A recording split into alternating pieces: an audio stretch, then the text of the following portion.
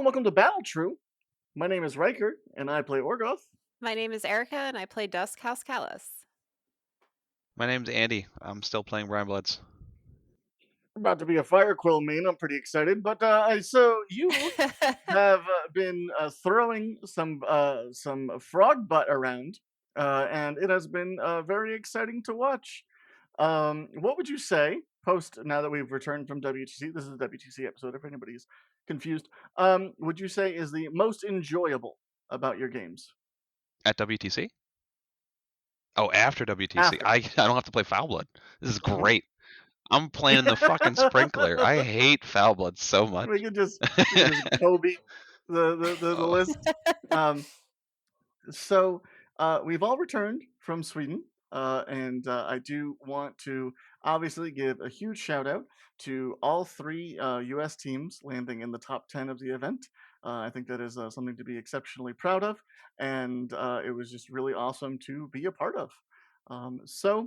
We felt like it would be a really cool idea for us to come together once again to share our experiences for me as a returning player and for the Bevs as this is their first time competing on the world stage. So, right off the rip, how was the travel over to, I guess, Copenhagen and then Ronneby? um, so I'll take the first part of this. So traveling was an enlightening experience. Mm. No shade, no shade. We will not be flying through London Heathrow anymore. It's beautiful, beautiful. Not the airport. And British Airways. I am so glad American Airlines sold our ticket to British Airways because we had the most lovely flight Awesome. with superb movie choices, and the food was delish on the flight. It was very she just like comfortable. the old British ladies who were Um, How long who ago? were the stewardesses. they were so cute. They were so cute. um, how long was your flight? It was 8 yeah, about 8 hours from Philly to London, and then another 2 hours from London to Copenhagen. Dang. Okay. How about Um, you? What was your I had the absolute joy of traveling with Seth and Dana Cohen, the Boker boss himself. And funny story, I had the first day of major travel, woke up and could not put an ounce of weight on my left foot. I could not walk at all. So that was rough. That was a bit of a doozy to get right off the rip. But Seth and Dana were gracious enough to allow me to borrow a walking boot, and that allowed me to million peso man myself through the airports. It was about a 7 hour flight over, and then we took an hour commuter flight from Copenhagen to Stockholm. There was a hotel that about 20 people, the U.S. teams and a couple of the guys from other teams, like Ryan Wilmot and Jan and Schill with Team England. So it was a really cool, really good experience. The local Swede players, while we were in the hotel, provided three table toppers for practice games. So that was really cool, getting a couple games in the week before we actually go to the venue. Overall, you guys are in Europe. What would you say was your favorite part of your relaxing time before the event? I liked the bakery crawl Hmm. in Copenhagen. So we heard Seth and the US teams talk about it when the event was in Copenhagen, what, 2 years ago? Hmm. 2 or 3 years ago. And we did that. So we had six bakeries that were lined up. We made it to the fifth. We all kind of looked at each other. It was Annie, myself, Akers, Nate, and Dan. And we're just like, yeah, no, we're good. But the city was beautiful. The people were great. The food was phenomenal. Hmm. It was our first time in Denmark, first time in the city, and yeah, that was great. I really enjoyed that. I just was just so happy to be there Yeah, absolutely.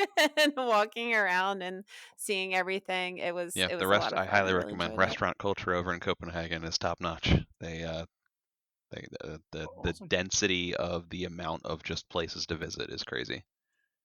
Mhm. And then we met up with Team Canada the second night there. Hmm. We went to this cocktail lounge. It was a lot of fun. Yeah, it was just a great chill experience if you're a big foodie. and you like doing the restaurants, you love bakeries, highly recommend Copenhagen. It's Mhm. not cheap though. No.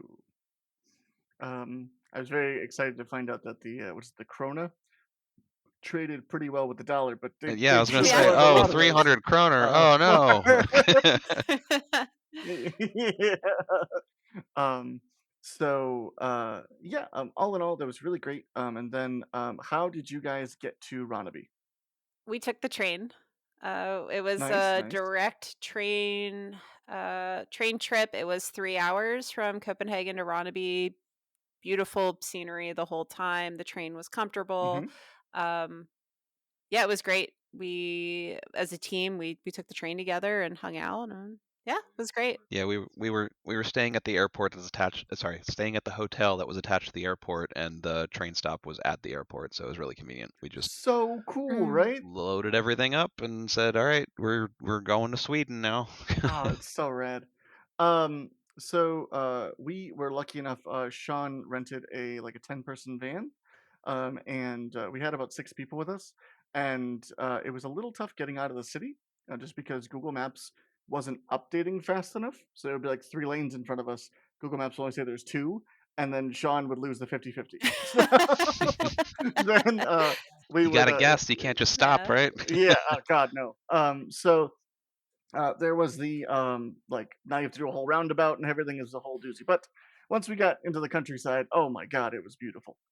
Just farm country and nature as far as the eye can see, and it was just gorgeous weather. And yeah, it was a great experience. So we all slam into the hotel spa in Ronaby. And it was really cool because the hotel and the venue were basically a 4-minute walk away from each other.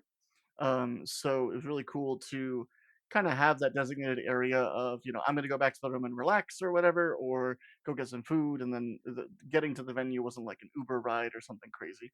Um, I enjoyed over, seeing the March of the Nerds every morning. Just yeah, everybody kind of like meandering over to the Yeah. venue. right, right. There was a elementary school right down the street from where we were staying at. We were walking up to the hotel for the first time. There were kids playing outside and heard us, speaking English, and they just ran to the fence. And they're like, "Do you speak English? Are you from America? Or are you from Los Angeles? Welcome to Yeah. Sweden. Do you know Trump?" Like, it was Yeah. so cute. I gotta go. I gotta go. um, um, but and the sheer number of trays that were stolen from that hotel to be army trays for people at the venue I didn't even think of that. was astronomical. Hypothetically, they worked wonders. But um, so yeah, we all get there. What is it, Friday? And we were lucky enough to have the first dinner already there. So it's very cool to see everyone, say hi to everybody, and overall, it's Friday night. You guys are about to play in the WTC. What's going through your head? How are you feeling? How are you feeling about the team? We were feeling pretty good. We didn't so we had spent a couple days not playing the game, so I really wanted to get uh like a cherry popper game of just like, hey, I want to move some models around. Hmm. I was looking for anybody to play. I was like, hey, who wants to grudge me? Anybody from any country, I don't care. Yeah. Ended up grabbing Seva from Canada. He played deck at this into me, which is awesome. Gotta love deck at this when you're playing Oh. Brian's. So yeah, it was a good time. It was a nice icebreaker for just actually moving models around after feeling a little rusty coming into the event. So Andy had a concussion going into Saturday. Got it. uh, Erica, how about you? So Friday night, like we did grudges. I played against the Frozen Forge guy, Oh, that's Crucible awesome. Guard. Yeah, it was fun. I feel like Hmm. I had a lot of time in Legacy Land over the weekend. Like when I tell you I was so happy to see old Umbre, like that should tell you Yeah. how Legacy. It was a lot of fun. The night before, I'll be honest, Friday going into Saturday, I think I only slept for 3 hours. Hmm. And mostly it was nerves. I was excited. I didn't know Yeah, what to absolutely. expect. It was our first year. And Hmm. going into the WTC as a first timer, I thought it was important to set realistic goals for myself, for the Sure. weekend. So I had four on my mind when I went to bed on Friday. The first Mhm. one was play clean, play good games. So by good games, using proxies, verbalizing what I'm doing, being clean, making sure my play space was clean, Makes sense. etc. Number two, don't clock. Um, Mhm. I'm happy to say this year I've only ever clocked one game, and it was on War Table. So take it or leave Not real. it. um, Not get my caster killed, and not Mhm. because Mhm. it's like an embarrassing thing, it's just a model positioning thing, like I was too aggressive or Sure. I just You don't get positioned. caught Yep, out. yep. And then the Yeah. fourth was I wanted to end the weekend with a personal positive record. So Cool. I'm happy to say I hit all four of those, which felt good, Boom. but those are the kinds of things I was thinking about before I went to bed on Friday. All right, Andy, what were your 4 goals? Not lose, All right. was, All right. like, my only goal. Good. Good, good. I failed at that 3 times. Spoiler alert. It was so weird, like, so you're prepping for months for this kind of thing. You're Yes. concentrating on armies you think you're gonna see, you're hoping you're gonna get into some of those matchups, even if they're not great matchups, you just wanna get into matchups that you've played before, Sure. just so you know what you're doing. Like, Yeah. it's all and you're just kinda just going over everything in your head. You're going through the app going like, "What have I not seen yet? What could I see tomorrow?" Like, that Mhm. kinda stuff. So goals wise, it was mostly just like, hey, if we lose as a group, I don't want it to be because I fucked up somewhere. Like that was my goal, was just to be like, don't hold the team back. That's really all it Sure. was. Um, That makes a lot of sense. So this was a concept that I was talking with Cody with a lot that like was just kind of eye-opening to me this year is that you're preparing for to look at 100 and whatever, 160 lists and you're only going to play 5 of them.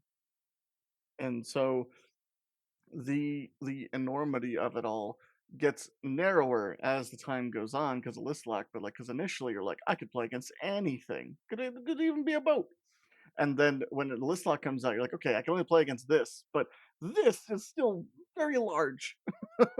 yeah, And especially when you count for just all the one-off legacy stuff. It's like Menoth did very, very well. correct. And I think a lot of that is just because like who's getting good reps into Menoth? Nobody. Also, just like concept wise, like, hey, here's 40 auto hitting weapon masters. Can you deal with it? Yes, Yeah. no. He's like, well, And maybe you only have 8 attacks a turn. You're like, oh, that sucks. Um, I lost to Crucible Guard. mhm. It went to turn 7 and I lost 12 to 13. And if Woof. I had just known what some of their models did just a little bit better, Mhm. I probably saved myself a scenario point or two over the course of that game. And it's so agonizing to sit there and go, I have 0 Crucible Guard reps since like 2019. Yeah, So a lot of that definitely came down to that, but it's so hard to prepare for that kind of thing where it's like, okay, well, I guess I'm playing Crucible Guard today. right. And it just kind of boils down to I feel like it's also a team responsibility to make sure that everyone is at least a little confident into everything and kind of taking those days off and sitting down and be like, hey, let's walk through this and see if we can find any tricks or any things that like may be a little like tricksy with the way the rules, the way they interact. And that way, like you don't get caught as off guard just because as all of us could say, like once the event starts, it is boom, we are going. It is just nonstop, boom, boom, boom. Um, so going into the event, I as everyone has been following throughout the year, I'd been flip flopping factions, and it was just because I was not confident in Orgoth at a very high competitive level. I played some. I was practicing some Umbre. I was thinking about going to Crix. I brought Crix to Nova and did relatively well. And so there was a lot going on, and then Listlock came, and I was like, you know what? I did do very well with Crix at Nova, but there was a definite uncomfortability with the army. And when it comes to this level of play, you need to know everything and anything that your army can do. So I said, heck it. I have, over 350 games with Hurusk alone, so let's just go back to the boy. And it paid off. All my day one was bottom of six, bottom of seven, bottom of seven. The And old grindstone. woo! Um, so I ended with 60 control points That's awesome. at the end of day one. So that was bonkers. And looking back, it was very nice to say that if I brought Crix, I think I would have done worse. And that's really cool. Just like knowing that hindsight's 2020, and you still agree with the call. So um, I played, I believe it's Jonas or Jonas with Frozen Forge round one of the event also. So we all got Crucible Guard games. And I was in a very similar boat of like, I have a general idea of what everything does, but like maybe not like everything a Stinger can do. And it was just like, well, I'm gonna cast Carnage and he's dead. Boom. Moving on. We're just like so it overall throughout day one and day two, what would you say were some of your biggest takeaways from playing international players? You want to take it first, lady? Yes. So I Come alright, so, elephant in the room, right? I was a little nervous coming to the tournament as, like, coming from the US with a lot of stuff that was going on, so not to, like, jump on politics, get political here. I was a little bit worried that, other players attending the event would be kinda standoffish to us or not wanna trade jerseys or, not wanna I didn't know what to expect. I didn't know if we would get the cold Hmm. shoulder, if that makes sense. Hmm. Maybe that was an irrelevant thought, but that's what was going through my head. And Sure. everyone was so welcoming. Like it just felt we're all War Machine players. We just happen to be from different areas of the world. Um, Right. but I mean, the language barrier really, everybody, I didn't have a problem communicating with anybody. I feel Hmm. like Uh, the space was so kind. It really reminded me of the Boker Brawl. Like it was the same sort of vibe for me, the same sort of energy.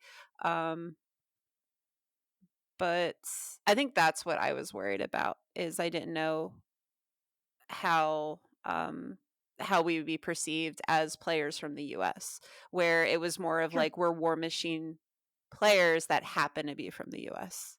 That makes sense. Not US War Machine players. We just happen to be from there. And that's how we were Yeah, I perceived. gotcha.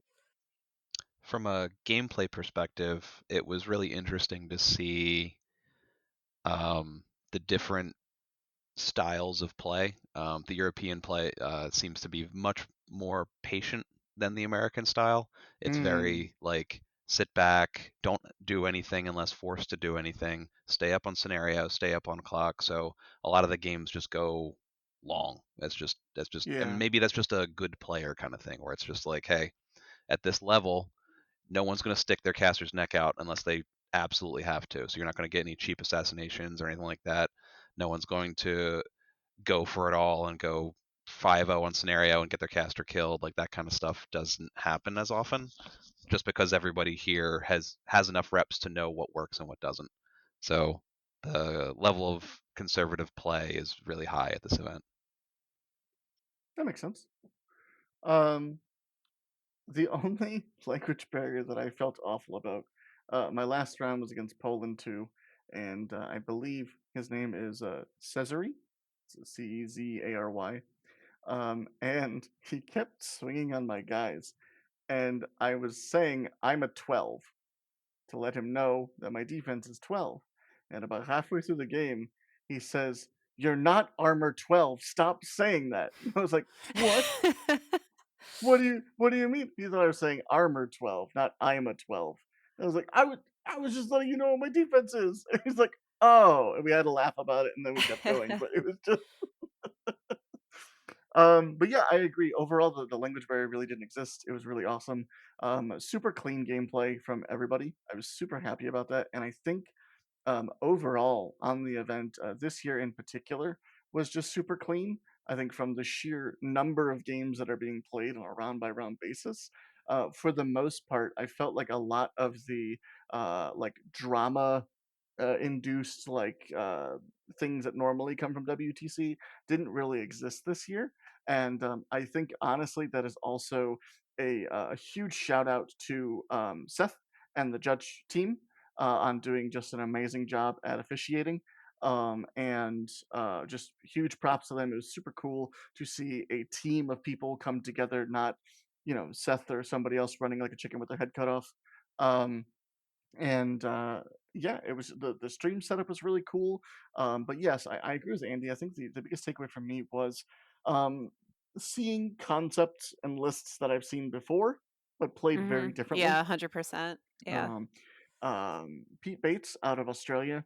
I gave him a huge compliment after our game. He played Nixian with double lashers, double death dealers, and he charged in, but between repos and sidesteps, his final positioning made it almost impossible for me to go in and kill an entire unit.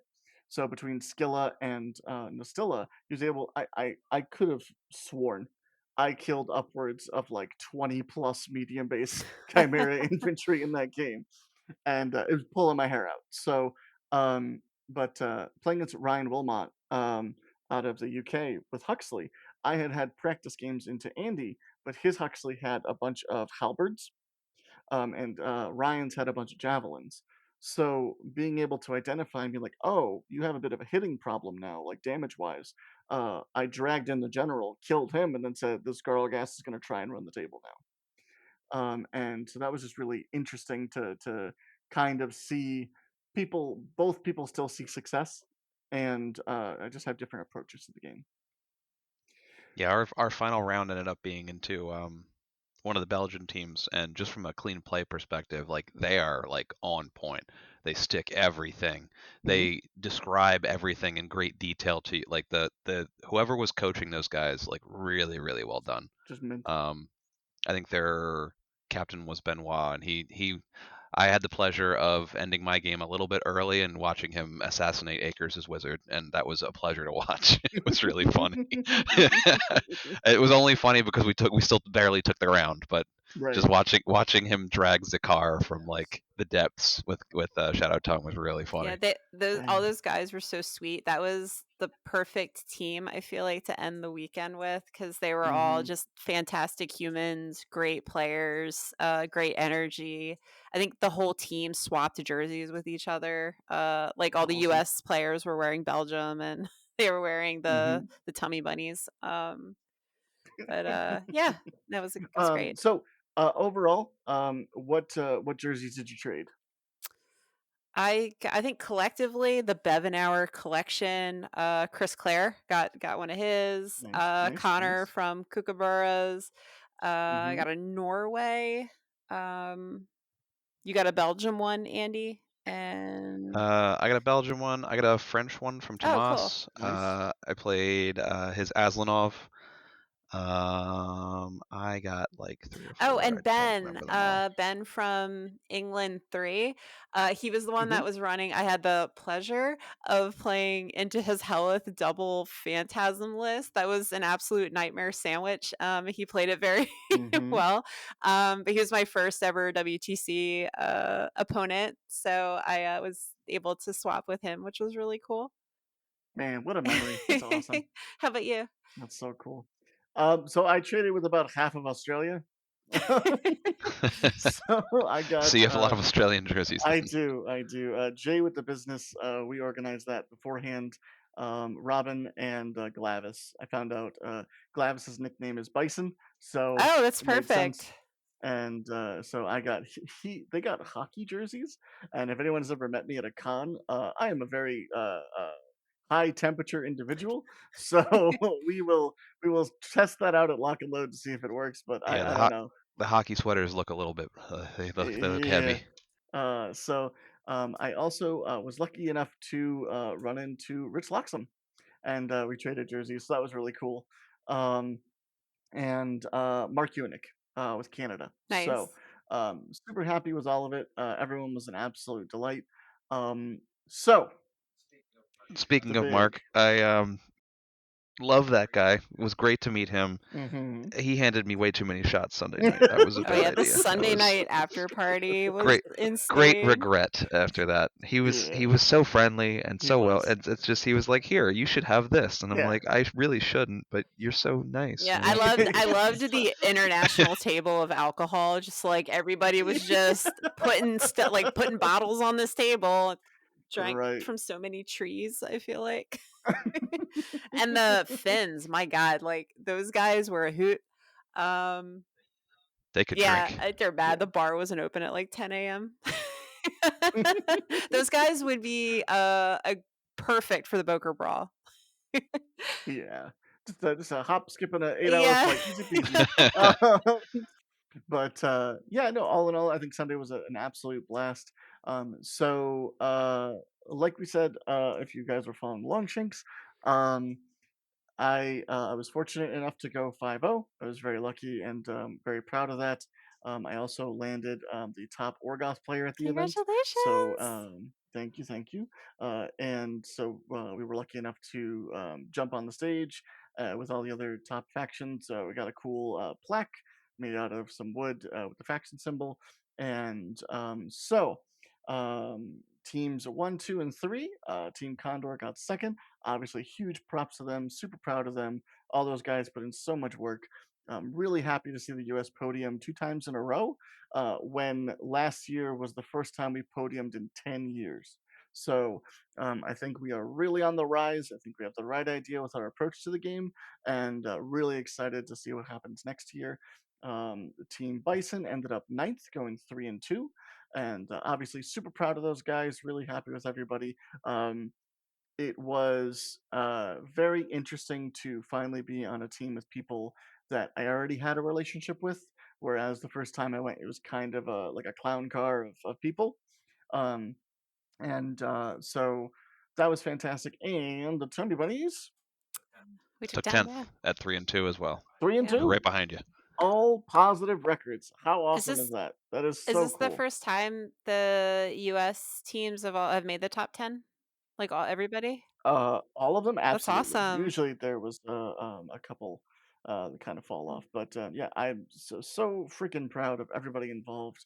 I think that we really represented our country well, and it was all left on the field.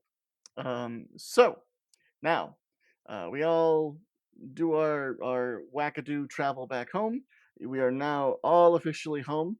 What is going through your brain about the event, and would you think about doing it again?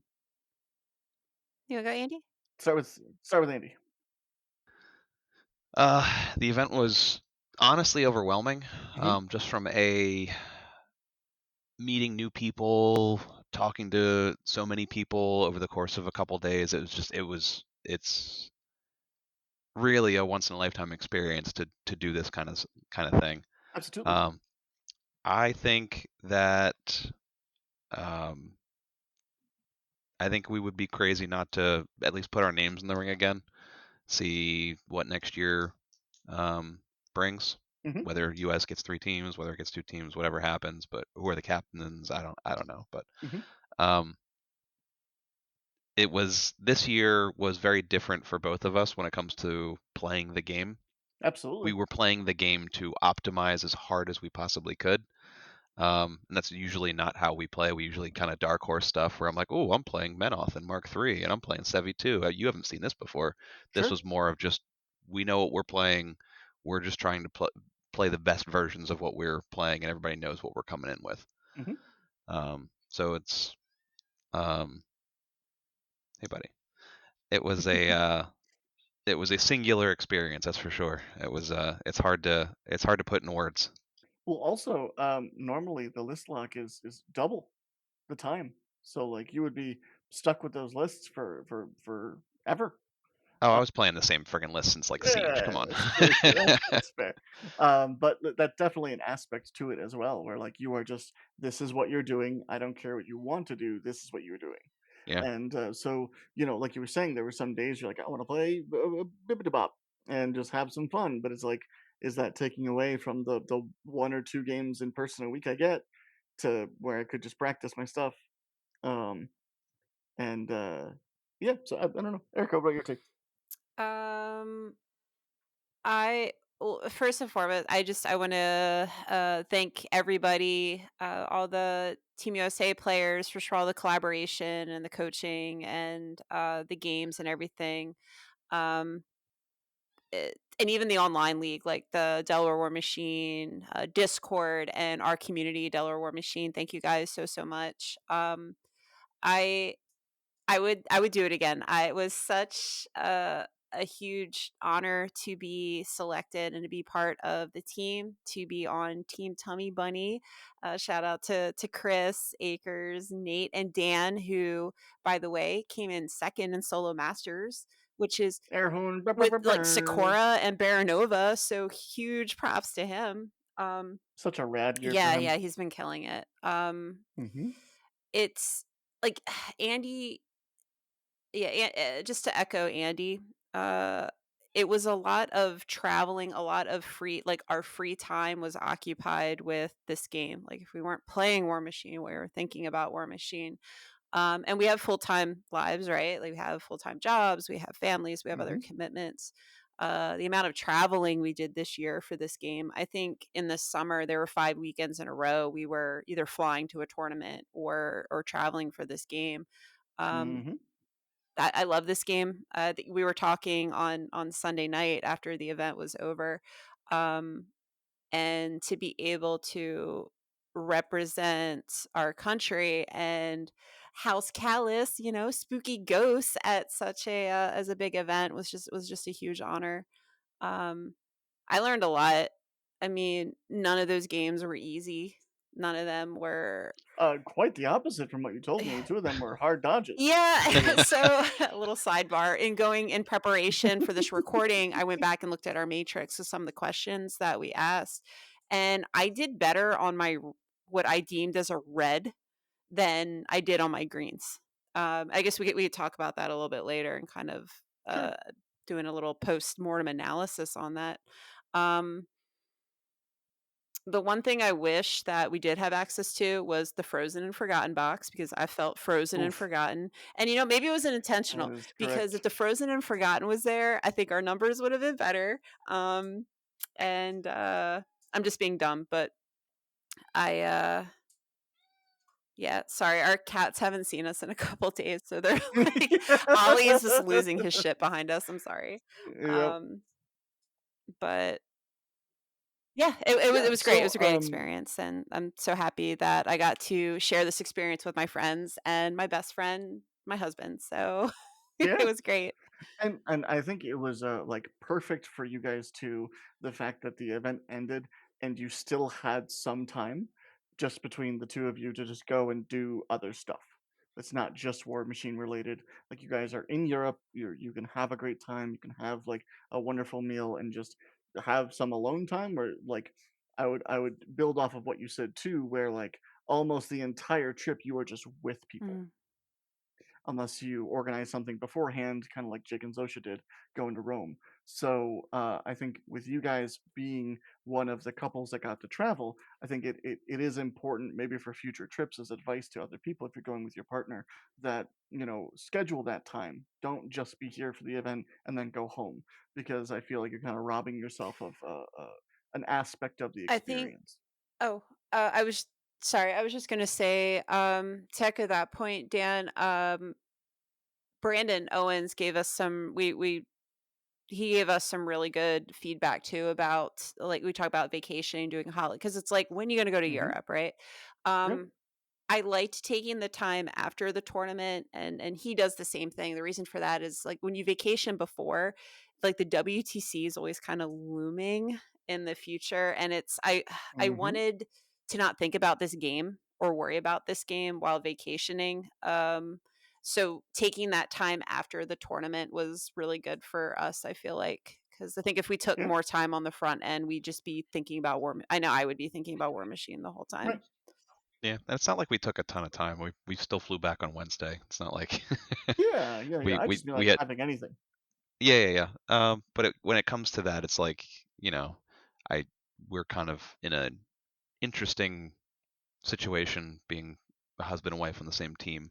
It's a little bit of a different situation than a lot of people, but I I we feel like definitely that's a felt like first. roommates for a couple days where it was just like, hey, Yeah. get some sleep, go to bed. You got to perform We tomorrow. did, we did. Go. We felt like roommates for like, that first week. It was kind of, like, weird for us because we were just in, like, Yeah. business, mission, objectives Mhm. mindset, so when it was over, I'm just Right. like, "How are you? I miss you. I've Yeah. seen you every day, but I miss you." But yeah, how Um, about you? and, Oh, I do wanna point that out, like, I think that might be a first, right? For uh, a husband and wife to be on the same team? I'll have maybe, to try yeah. and do some research. So congrats to you Oh, guys if that's true. That's thank that's you. pretty rad. I just, didn't really think about it.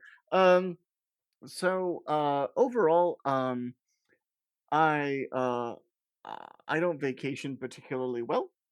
Shocker to everyone, have a tough time relaxing. So the way that this was handled was amazing because I can look at a group of like 5 or 6 people. There's like, we're going to the palace. Great, let's go. It's very easy for me to jump on, and we're going to the Vasa. We're going to whatever. And there's a lot of cool stuff that happened. And the moment that it was all over, I was like, I want to go home. Mhm. We're done. Like so. Um, I think it worked out amazingly. Yeah, so also, we didn't announce that everybody's been following. Next year, we'll be in Poland. So that's really cool and exciting as well. With all of that wrapped up, we did reach out to the community to see if they wanted us to answer some questions after the experience is still kind of fresh in our brain.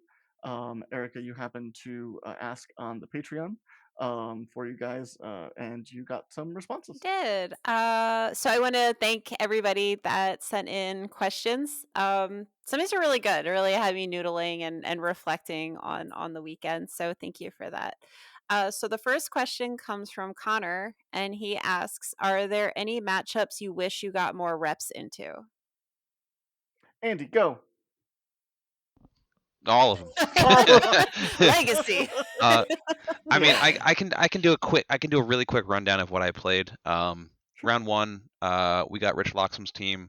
Um, I got kind of bust into Cephalix because it worked out from a matchup perspective. Erica got a hard mirror, but everybody else kind of got what they wanted. So we Hmm. went 4-1. So riding the bus was not a problem there. That's just how match play works sometimes, where it's like Sure. nobody has a great matchup in a Cephalix. We're playing payload. I'm probably not going to win anyway because Right, right, right. payload's a really hard scenario for Brian's. Hmm. So that worked out. Round two, we played the French. I played Aslanov, which I feel I match up really well into Aslanov, actually. I know a lot of people complain about Aslanov right now, but my Interesting. Ragemonger list punched through that relatively well. That's rad. And we played Wolves, which I spread on astronomically better than he does. And That's it's correct. also Um, Andy on Wolves. Oh. Okay, like. Yeah, about to say you left out that little tidbit of Andy on Wolves. It's fine. It's fine. Don't worry I about it. like Wolves. Uh huh. Yeah, Uh huh. for those that um, don't know, Andy is undefeated. that's not true. I am less than You got 100% you on got to Wolves put the right now. filter in, baby, for this year's steamroller packet. I don't know what the We've filter is. already gone through this. Yes, this year you are undefeated on Wolves. So Yeah. keep going. Round three was Paddington. Paddington, and that was just a really hard round for all of us. Erica got to play Right. into Jamie. I played into Chris Clare. I dropped Foul Blood into his Boom Boom list, and he shot Hmm. me off the absolute table. There Yeah, he was does. not a lot Yes. left. I put up all of my defensive tech. I said, please don't hit me. I covered my nuts, and then I got exploded. Um, this was on two fronts, so it was a very live scenario. I was up on scenario, up on clock because he's spending a ton of time killing all my stuff, but I Yeah. ended up running out of models. It's just how it went. Wild. Round four, I played into the Crucible. That's my Crucible Guard matchup. Went to round Hmm. seven, lost by one scenario point at bottom of seven. Was Hmm. a gut check for all of us because we went 2 and 3 that round. Oof. All three of us could have won the games we lost. It's just that's how it went. Hmm. And then final round, I played into a Sheer Strike. And if anybody knows what my Ragemonger list is for, it is for that. The claw. I have built that Ragemonger list particularly just to fight that list, and it worked All year, swimmingly. prepping all year. He got it in the last Mhm. round. I know. It was Mhm. like, this is what I'm here for. This is what I've been preparing for.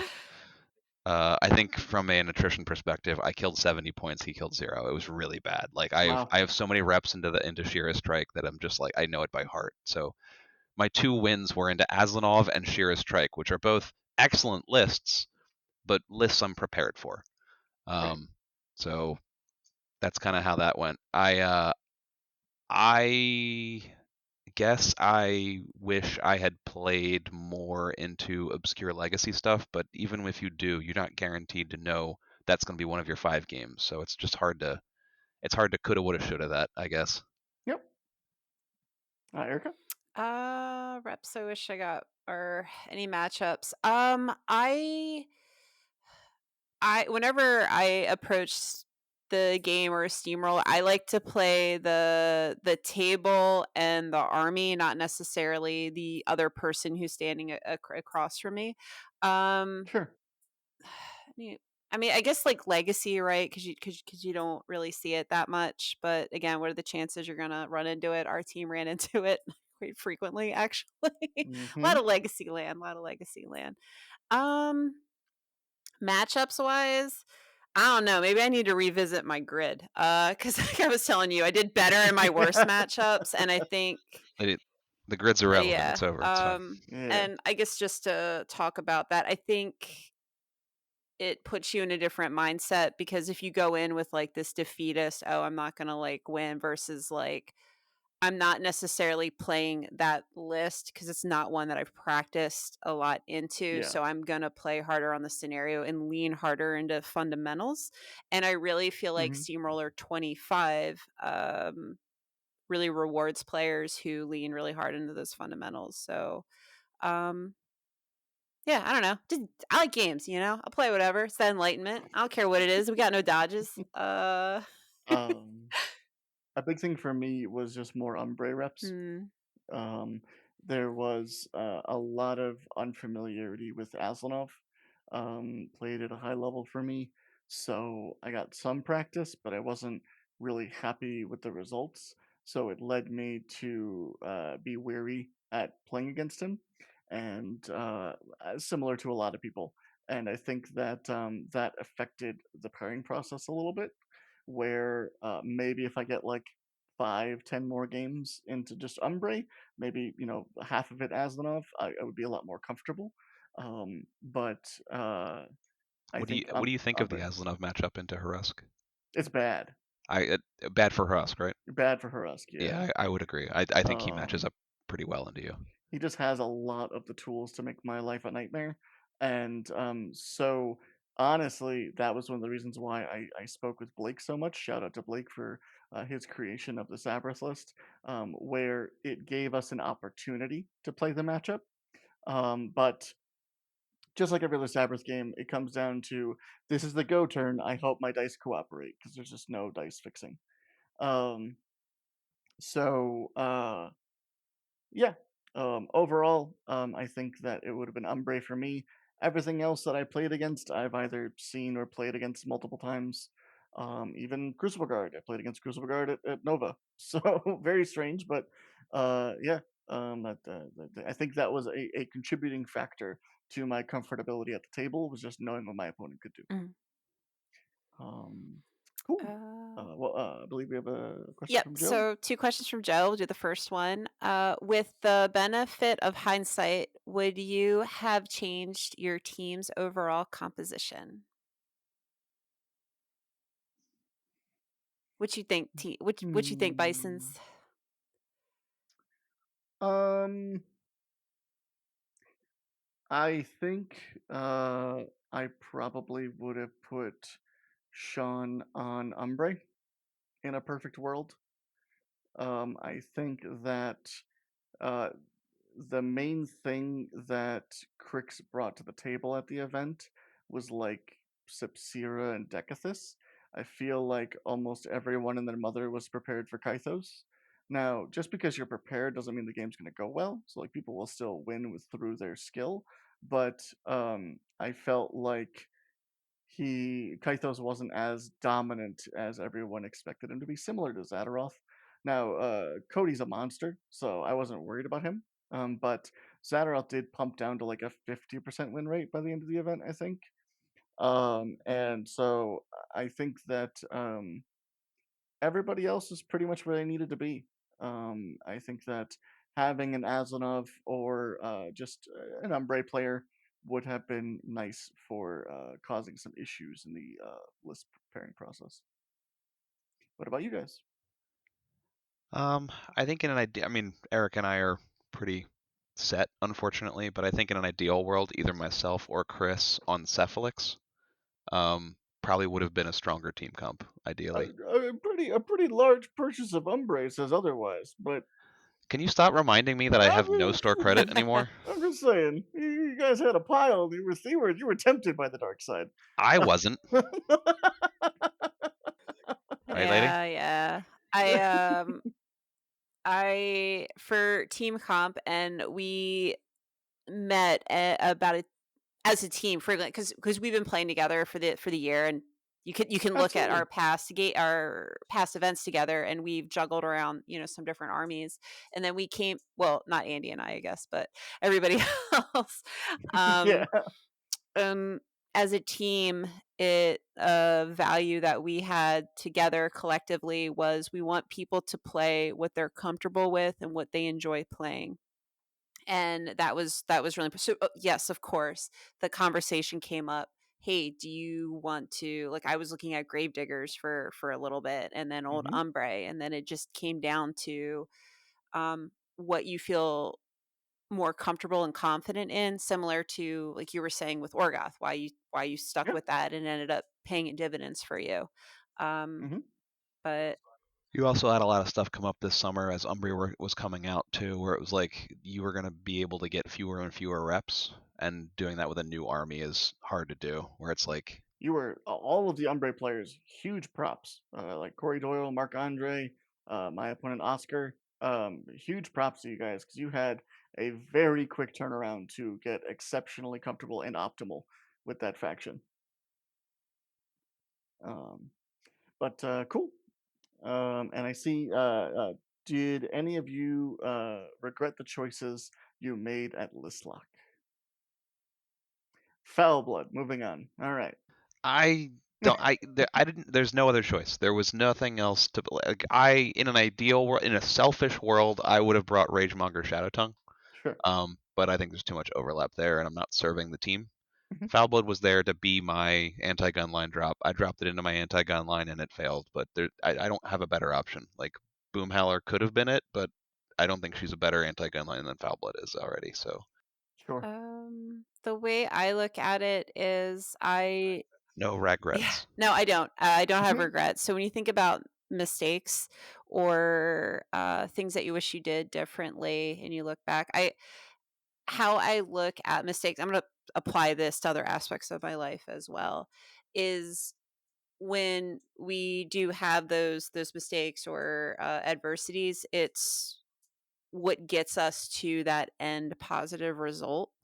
And without those negative experiences, right, we can't get that positive outcome. So at the end of the day, is it really a mistake or a regret? Mhm. So I have no regrets for No for regrets. list lock. Um, How about you, Wrecker? Any last minute Groton switch outs? uh, no. So I thought it was very funny. Between my list pair, some of the unique things that I did that nobody else did was I had 8 jackals in my pairing and 0 Groton. So I thought that was very funny. That like, why pay 5 points for a guy when you can get a robot? Um, For but also 5 points. for us, fine, we don't need to Robot talk about that. good. We're a little too close to January. We don't need to talk about that anymore. um, but to build off of that question, something else that Joe Tyrants on the Field asked us would you have altered your preparation or approach based on how the WTC actually played out, and what would you change? Hmm. Do you feel like a practice schedule? Do you feel like you are more comfortable talking about the creation and optimization of a team for like for the format through experiencing it firsthand. Hmm. That's a good question. I liked when all 3 of our teams, so speaking on the USA side, did a lot more collaboration with each other, Yes. and meeting. I think maybe if we, going into next year, if I were to, "Hey, maybe, do this next year," um, coordinating more online matches with each other, like, we had that online league for a Hmm. while, maybe being a little bit Hmm. more like, "Hey, like, we need to get these games in." Um, that's a really good question. I gotta noodle on that. Andy. Um, I think most of my thoughts on that are basically at the table stuff. Where in the moment. I think a lot of how you come off to your opponent is really important. Like the cleaner you play and the more like confident you play, the more your opponent has to hold himself to the Mm, same standard. Hmm. So um, I think in too many places I got quiet and didn't talk enough, and I think I need to express myself in a more confident way at the table sometimes, Gotcha. especially in Okay. that environment, to make myself heard and kind of not get like pushed Okay. into things I don't want to do. I think that's very important to identify on all levels because like that can happen at a local steamroller. And I agree with you guys. Something that I was very happy about was 5 games happened and I didn't ask for a take back. I didn't expect one, but like I didn't even want to like flirt with the idea of like, hey, could I kind of sort of maybe do something else? Like I made mistakes, good God. But it was just, hey, we're here. Everybody wants to win. Let's just keep it I chugging. forgot to Yeah, activate same. Nastilla on like my very first game. I forgot to move her. So like I did, she's like, oh, she's gonna put vision, and then I just moved to a different model, and then at the end of my turn, I moved to a different model activation, and Ben looked over at me. I looked down. I was like, she's just gonna stay there. It's all right. Abe's within 12. Like we'll figure it out on turn 2. Two of my games, I didn't lucky penny my siege Tarask and just picked him up, and I was like, "Well, I guess we don't have mortal fear. That's okay. I don't need this. Oh, my grog ass is dead. This is cool. I'm glad." Um, yeah. So overall, approach wise, I think it is training for a marathon. It is you can't have all of your like cram testing right near before you leave for the event. You can't have it like way early at the like at the start of the year and then just kind of like put your feet up.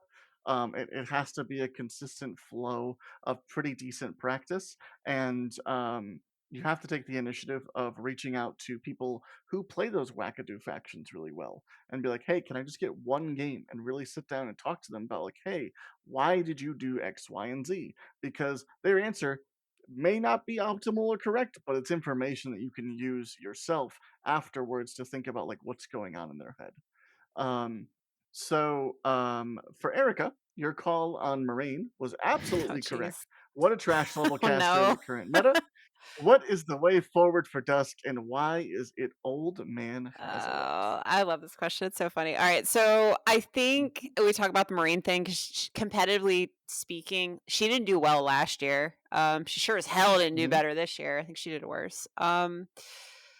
The issues systemically with Dusk, and I think we saw this with the changeover from 24 to 25. It was a fundamental flaw with the army, and when you look at the list construction, which is the canary in the coal mine, is why are there so many mercs taken with this army? Why are players Correct.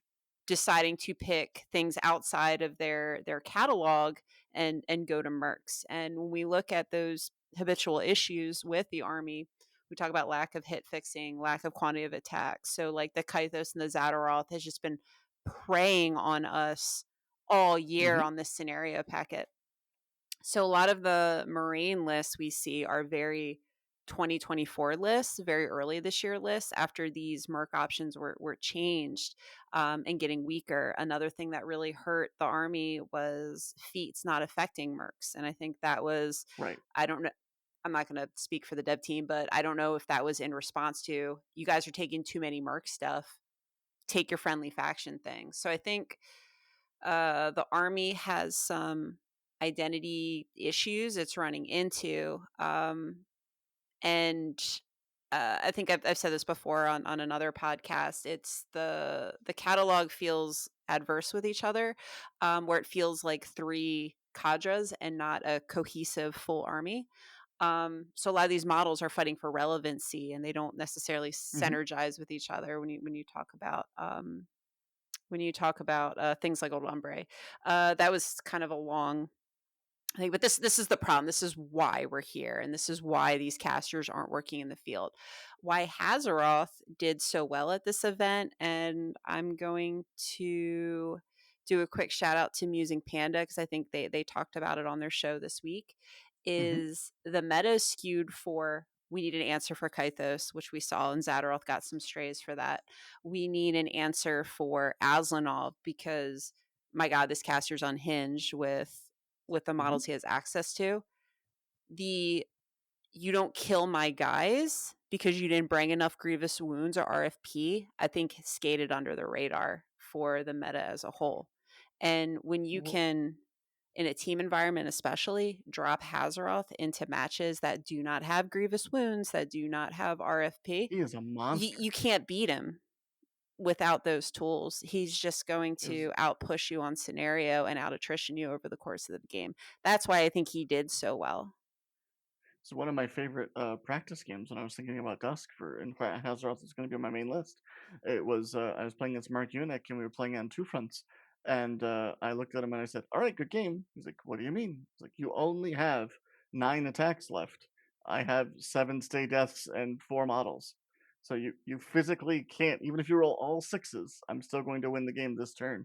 And being able to push that concept, and then you have the ability to go, "Hey, I'm going wide with infantry and have aberration and Astilla, or I have a phantasm, or there's just so many builds and so much flexibility. Again, when you're in the team environment, because you can avoid the Storm Legion, everything is grievous, the Mulgreths, the all the annoying little things, In the um, mirror. and the Yeah. mirror. So it's I completely agree. I think that Hazaroth is like the perfect example of a WTC caster where people are going to look at that, see he did well, take him to a solo event, and just lose. Yeah, like, "What Correct? happened?" Yeah. What happened? Yeah. But, So, oh, and then just to close off with the whole Marine thing, I don't think this caster's been viable competitively, at these sort of things just because she can't play the game. She hasn't been able to play the game since she's come out with there's a lot more And spell just get hate, innate railroaded. spell hate, yeah. and the scenario packet, it's rough for her. I think she's very good. I think last year she was a top five Mhm. caster because a lot of that spell hate didn't exist. But because of the timing of her coming out, Dusk players had no chance to practice her because she was a very complicated caster.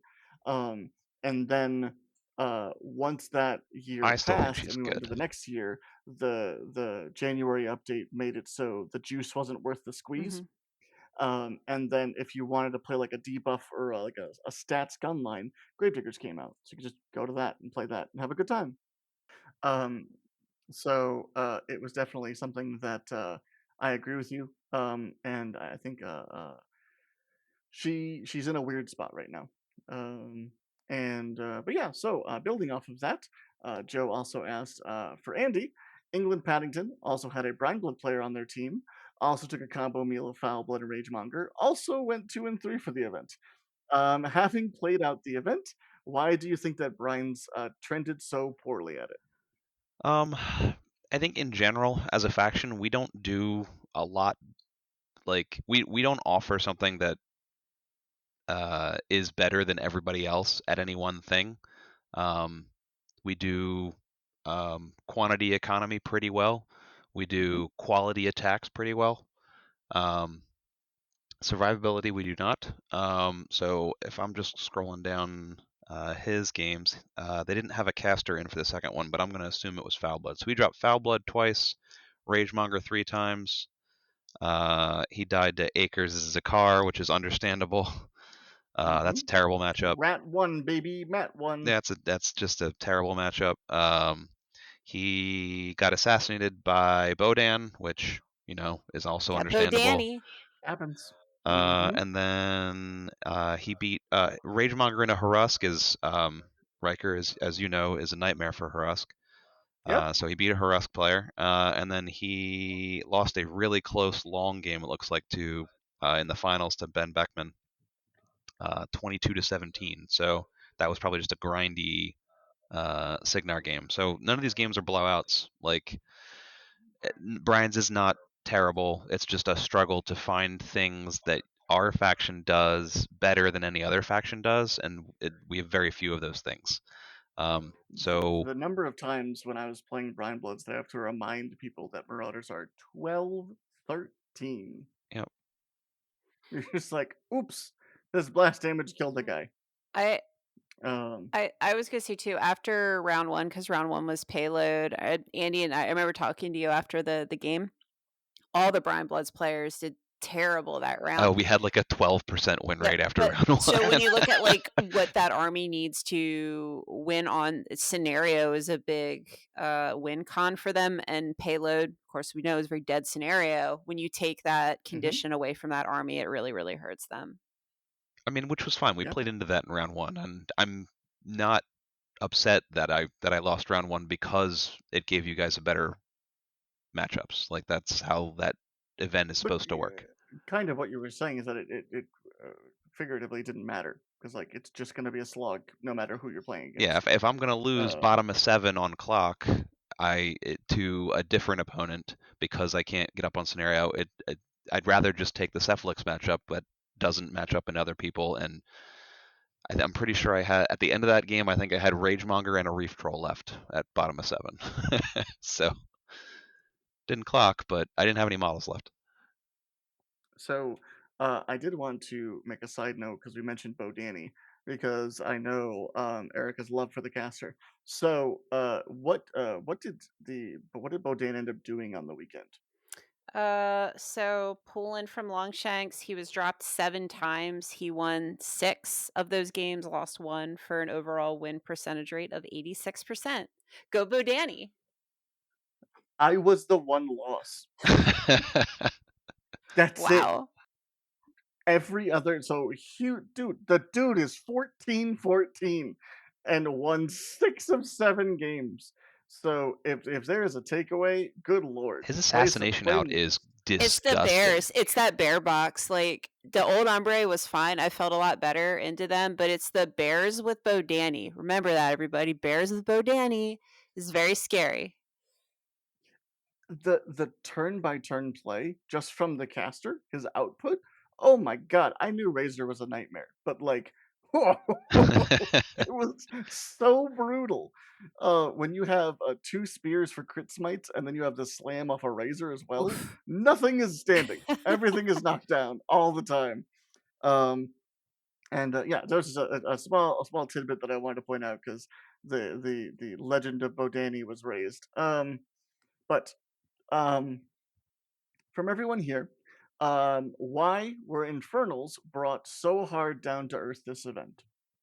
I would say just from a list construction way, the way that the US players built Zadaroth, because that's the one that everybody plays, is very different than the European list. So, like, right off the bat, Agreed.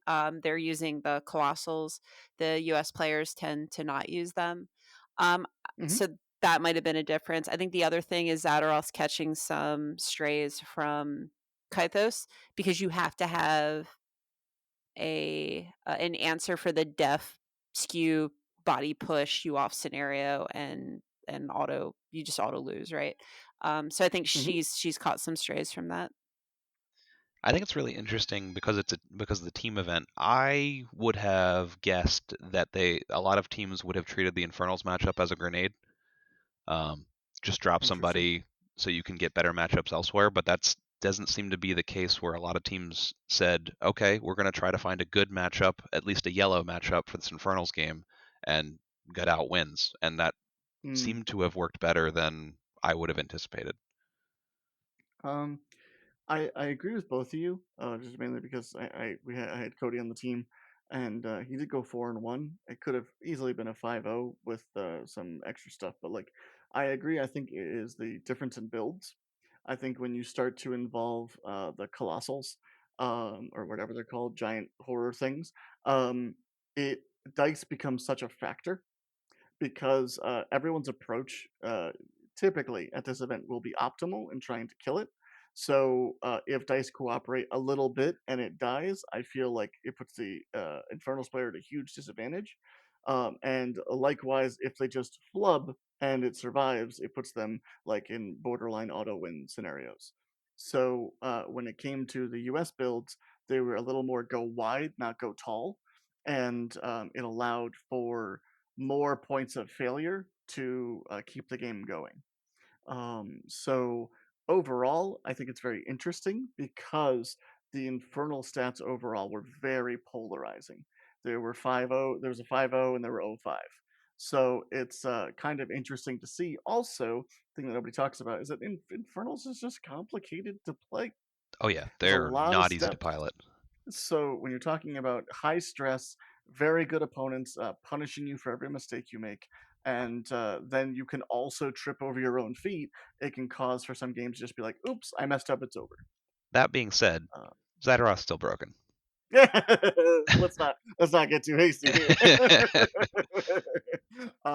Speaking of broken caster, Armor Skews got to play in the Sprinklers this event, highlighted by Aslanov. Do you think the hyper focus by the meta on def skews allowed the Armor Skews to skate in and take gold? While I'm holding my gold, I will say that's preposterous. I I think stuff hits like really, really hard in Yes, this it does. edition. So Yeah, my solve for def skew was also my solve for armor skew. Ragemonger does both. yeah, I feel Hooray! like armor 20 is like what armor 18 used to be, if that makes sense. Like once you start pushing to like 22 or higher, okay. I feel like the game in general right now is so explosive. Yeah, you can't Yeah. like I have like armor 24 heavies that I'm marching up and saying I'm gonna trade this for Skyla because it's gonna run around my armor 24 heavy almost guaranteed. Like it's just how it's gonna Yeah. Oh, go. you have an armor skew guy, Riker. What do you think? No, I think it's hilarious because of the layers that have to exist and the amount of positioning that needs to be done by the player taking the punch. You need to know how your opponent is going to attack you in different directions, and just the only thing you can do against them is make it annoying or just make it difficult. Because the big thing is the to hit roll is just kind of a joke nowadays. Not for The me. number of Not times, not not not for same, me. same. So it's a lot of times people are needing like fours or lower, and it's just causing for a lot of the normal dice things to happen where like for a long time you have to try and explain to a newer player like, oh well, my heavy needs sixes so they should hit every time. It's like, no, they should hit like half the time. So when you're thinking about like how much damage you're actually pumping out, but when you need not snakes, it's like, oh Mhm, yeah, you should hit all of those. So um when we're talking, I agree. I think 21 is like the magic number for when a charge doesn't like auto kill mhm. something. But yeah, I mean, it is rocket tag for a reason, and I'm very curious overall just where people I can never tell where people's heads at with Harusk because for me at this point he's like a Swiss Army knife where if I can't just jam and push my armor, then I'll go like a Thunderstrike angle or I'll go a heavy scenario angle and just put pressure on different ways where I feel like a lot of people just kind of shove forward. So when people are thinking about the Harusk matchup as the opponent, I'm very curious on their team where their players landed comfortability wise. Yeah, I mean it's also Harusk too, right? He just does too many things at once. So He does a lot. he's like, I am an incredible beater. I am a competent offensive spellcaster. I am an armor skew. I fix dice. Like, Hmm. Time to kill a heavy. Boop, boop. He's speed 6, Yeah. control range why? What? Whoa, 14. whoa, whoa, whoa, whoa, whoa, whoa, Why whoa, do you have to remind me of that? whoa, whoa, whoa, whoa, whoa, whoa, whoa, whoa. Let's calm down. Let's calm down. But yeah, and then you start to include like windstorm for important matchups, or like carnage, or even just silence of death. I did rack hex blast at this event, which is kind of nuts Hell because yeah, I'd very nice. never done that It's a good before. spell. It was a mistake, but we move on. But yeah, so overall, I do think that a lot of the focus was on def skews, your Calders, your Zadaroths, your Kythos, and to an extent Boom Howler. I know she wasn't taking that much, but She got um, She rocked had a this rough weekend too. weekend. yeah, yeah. So with that in mind, I do think that a lot of people think of armor skews as like, whatever, I'll just charge them and they'll probably die, and then that's why Aslanov just raked in the money with a pretty decent win percentage of how many games were Well, played with him. it's he wants you to do that, and that's Correct. been my same thing with going to the Harass player. Like, you want me to charge your stuff on your feet, so it's trying to figure out, like, you don't wanna play their The game. mitigation. Yeah, like, you don't wanna play their Right. game and not lose on scenario at the same time. Yeah, I was Hmm. kind of surprised how well Aslanov. I mean, Aslanov's really, really good. I think I'm coming from a slight privilege when it comes to my Ragemonger list. Kind of by accident, does really well into Aslanov. I've found this Right. out into Rabido quite a few times, where I'm just like, oh, Hmm. I just fill your starred full of bullets, and you can't do a lot about it. That's neat. Bang, bang, bang, bang, bang. Yeah, and it's like at the end of the day, if you're not swinging in melee, like the stars are 13, 18. Yeah. Um, they Dinosaur Stiff Breeze in this edition. Yeah, and their beasts are, if they don't have Earth's blessing up, are just very susceptible to being knocked down. You can't have IR and Even Earth's blessing everywhere. Um, Yeah, and you can't at a certain point you gotta leave a crack open. So yeah, and the last question was for Riker as the best performing Orgos player at the event. How excited are you to play anything else, or has Frozen and Forgotten reinvigorated your desire to stay with Horusk the faction? So for those of you that didn't know, I happened to get Horusk tattooed on the right side of my stomach. So I have a love-hate relationship with this faction, and I am gonna stick with it for the rest of the year. We are going. I was been able to put some of the frozen and forgotten stuff on the table. It is super cool, super flavorful. I think that it is maybe not exactly what the faction needed, but I'm not complaining because they do something, those and that is really execrators rad. are insane, and you know it. Execrators are Execrators are so so cool, good. so cool. I'm so Um, mad right now because I'm like, Bash Bros, I think, are the You got worst character unit. Macabre, Andy, come on, you got Macabre. I have to agree after putting them on the table. I was very down on them when the rules came out, and then when I actually put them on the table, I think the accursed armor going through some wording changes from possibilities was for their favor, and the just a general like I was looking at them in a vacuum, not on the table with the rest of the army. And I think when all the synergies really shine, they are incredibly difficult for a living model to kill. So Erica doesn't care. I mean, the third Just what her, shift Um, the third shift cares about him, but, we just got what Haruska they do. needed. More Yeah. good stuff that doesn't We die. were running through it in the trash cord, and they can get up to arm 27. Just 3 dinguses. So once the January update comes out, I'm going to reevaluate everything kind of as like a new year. But based on what we have heard for um, SFG's involvement with this update, I think there's going to be a very big focus on all of the factions getting the Storm Legion treatment, where they just want to make the bench of casters desirable and playable. And I think that that is a fantastic goal to have. Yeah, especially for the first 4 armies, I feel like, again, as a House Callus player, take the gas, for example, I think, like, we're really suffering from that first edition, It just feels so outdated. I mean, from a caster stable perspective, nobody needs it more than Orgoth, Yeah, honestly. yeah, Like I would agree. Harusk is insane, but I think a lot of us can agree that like the other casters kind of want their own niche that Harusk is probably overshadowing too much. And the problem is that you can't make the rest of the army better because then they're just that much better with Harusk. Yeah. So I think that there's a lot of opportunities. I think that the unfortunate thing is that every Orgoth caster does something cool and something unique, like you said. But more times than not, if they do that thing, they die. They're like a 15-15 in the middle of the table, like, oop, I'm dead. Are you talking about Kishtar? Or Kishtar, reacts, right? Oryx, Yeah. Butcher. Sabrith, right? Isn't Pick she your like pick. a 15-15? Sabrith. Yeah. If I cast Carnage and you're in Carnage and I don't kill you, uh-oh. That that's how Carnage used to be. That was on Yeah. 12 control casters only. Uh-huh. But yeah, so a lot of 15-15s, and with the windstorm changes, the defensive tech is kind of non-existent. So what's nice is that the Frozen and Forgotten box, I played a game with Butcher last night, and he had 5 shield guards.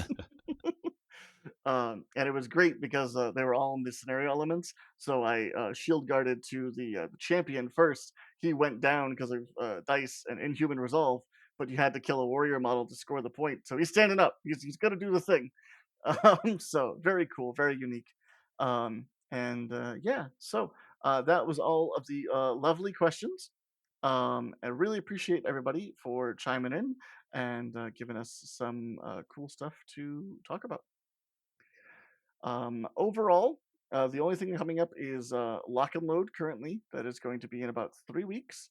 I will be there. If anybody wants to just say hello, give me a high five or a hug, that'd be great.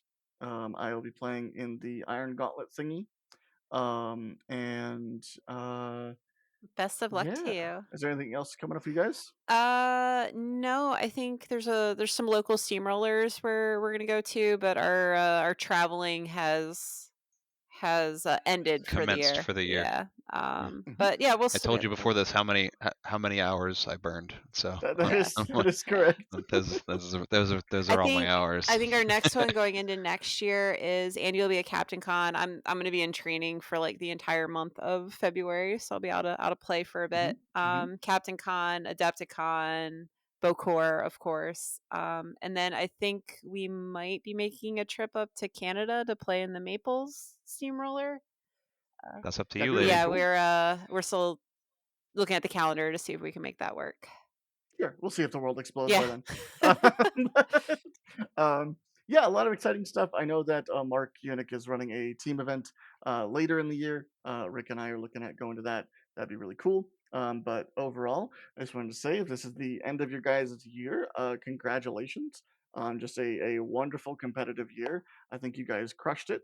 And it was really happy to see you guys from event to event doing well, doing it together with the team, and putting a nice bow on the year with a 3-2 WTC finish. Oh, It's thank you. fantastic. Thank you so much. Congratulations to you. You like killed it this year. Thank you. Thank you. Thank you. And yeah, I think that that sounds like an Yeah. episode. Before we go, I just wanted to say thank you again to everybody and special shout out to Moment of Clarity for the awesome commentary and live streaming they did Hmm. all weekend at the WTC. Please check them out, give them a like. They blew it out of the water this year. They did so well.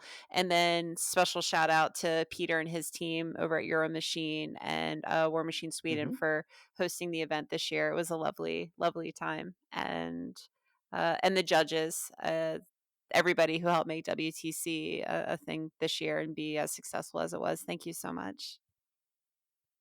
Absolutely. Cool. Well, thank you for listening.